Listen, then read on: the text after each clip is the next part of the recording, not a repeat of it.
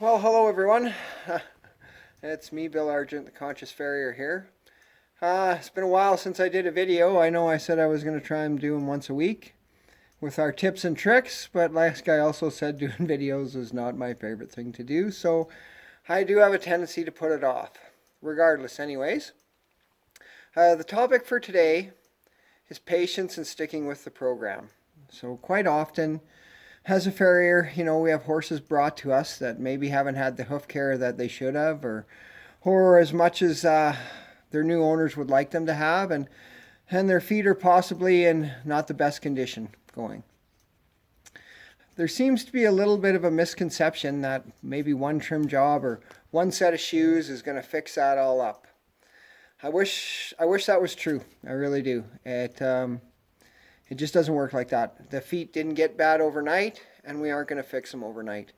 Now, quite often I get asked about putting shoes on. Well, a shoe's going to correct that problem. It could. Yeah, it surely could. But really, it starts with the trim job, everybody. Uh, and you got to have some patience, and we got to trim them regular. That's where I get to patience and sticking with the program. Probably in the beginning, every 5 or 6 weeks, we're going to trim them feet up, get that flare under control, get the balance where we want it. But it takes time. We just can't do it. I've done this several times, and if people will just stick with me and stick with the program, because it usually takes about a year, to be completely honest with you, sometimes quicker. But I hate to get people's hopes up. But if they'll stick with the program and stick with me in a year, we can have them feet usually where they're happy with them. And we have that discussion, with the owners. What are they looking for? What do they want their feet, what's going to make them happy with their horse's feet? But truly and honestly, it really starts with the trim job. And I just have a young horse now that I've been working on for about a year. And, he come to his new owners there and hadn't had, his feet weren't horrible, but he had some flare and stuff she wasn't very happy with.